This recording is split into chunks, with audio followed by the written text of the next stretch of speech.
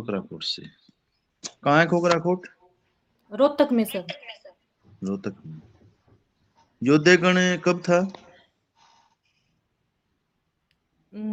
युद्धगण sir exit तो नहीं पता सर। पढ़िएगा एक बार। ये बताइए कि इनका जो चिन्ह था, आपका जो आपका साइन होता है किसी साम्राज्य का, ये क्या था? सर ये नहीं पढ़ा मैंने युद्धगण। किस देवता की पूजा करते थे?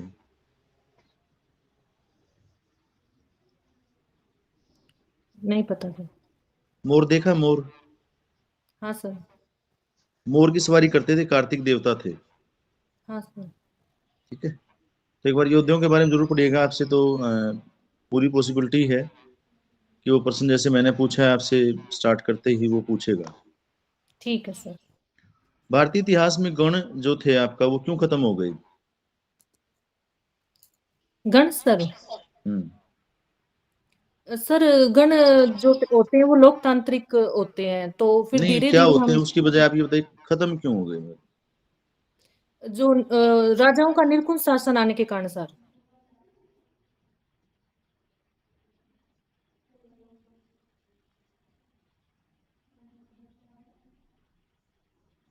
सॉरी, फोन आ गया था बीच में। निरंकुश शासन था राजाओं का, हाँ सर। उसके अलावा केवल एक कारण तो नहीं हो सकता? हाँ सर, मतलब उसमें जो गणराज्य होते हैं उनमें एक ये होता है कि सर जो उनके निर्णय लेने डिसीजन का जो होता है ना सर, हम्म। उसमें मतलब वो तत्परता नहीं होती है, टाइम लगता है उसमें। अच्छा। कोई भी डिसीजन लेते हैं उसमें टाइम लगता है सर। और और ये होता है कि मतलब जो राजा होते हैं वो एक निर्णय ले सकते हैं, लेकिन उसमें पूरी अच्छा। सभा का निर्णय लेना होता है, हम्म। तो उसमें मतभेद भी ज्यादा होते हैं सर। वज्जी संघ में कितने गण थे? वज्जी संघ में सर 16,000 कुछ है शायद। नहीं, वज्जी संघ कितना समूह था ना, कितने गणों का समूह था? 8 सर। 8, हाँ वही पूछा था मैंने।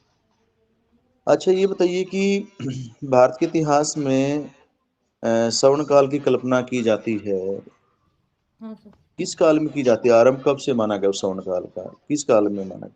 गुप्त साम्राज्य से सर। क्या था ये स्वर्ण युग, थोड़ा बताएंगे? सर स्वर्ण युग वो होता है जिसमें मतलब जो साम्राज्य होता है उसकी आर्थिक स्थिति अच्छी हो, साहित्यिक स्थिति अच्छी हो, और मतलब जनता उस साम्राज्य को अच्छा मानती हो।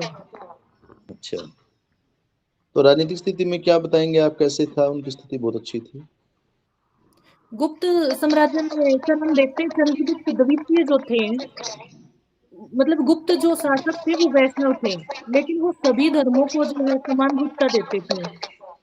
चंद्रगुप्त द्वितीय के टाइम में हम देखते हैं कि उनके जो सेनापति थे वो बौद्ध थे, हम्म। मतलब उच्च पदों पर विभिन्न धर्मों के लोगों को उन्होंने स्थापित किया हुआ था सर। और उस टाइम जो है जनता की स्थिति भी अच्छी थी, और साहित्य में भी और विज्ञान में भी अच्छा उनका प्रदर्शन था सर। अच्छा, तो आप मुझे ये बताइए कि जो हड़प्पा का काल है, हाँ सर। हड़प्पा का पतन जो हुआ, तो उसके कोई एक दो कारण मुझे आप बता सकते हैं कि क्या क्या कारण थे उसके? हाँ सर, इसमें जैसे कि हम देखते हैं कि हड़प्पा की लिपि जो है वो पढ़ी नहीं गई है, तो इसमें मतभेद है। कुछ कहते हैं कि आर्यों के आगमन से हड़प्पा का जो है पतन हुआ है, कुछ ने कौन कहा कहता है ये है आर्यों का आगमन से हुआ है? मार्टिमन व्हीलर सर। अच्छा, और बाढ़ की उत्पत्ति बताते हैं सर।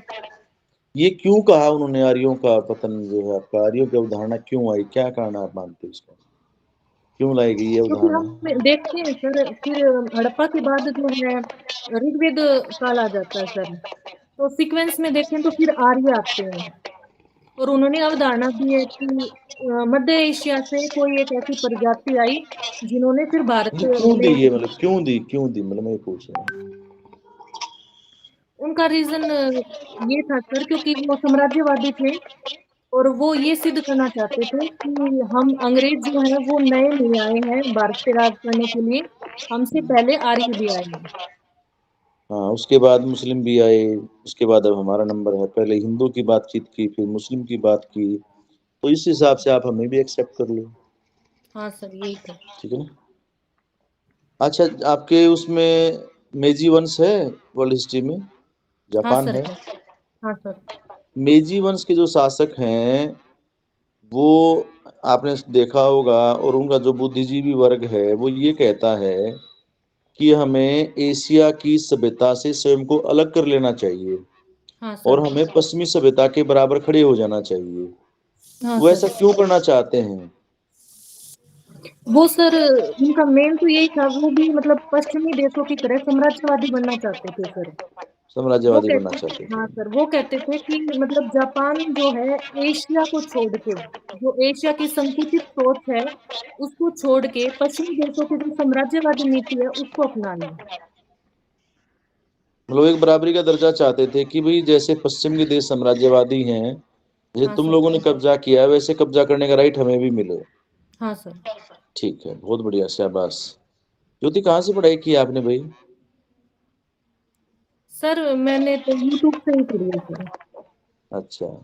नहीं और नहीं, एनसीईआरटी एनसीईआरटी पढ़ी है सर।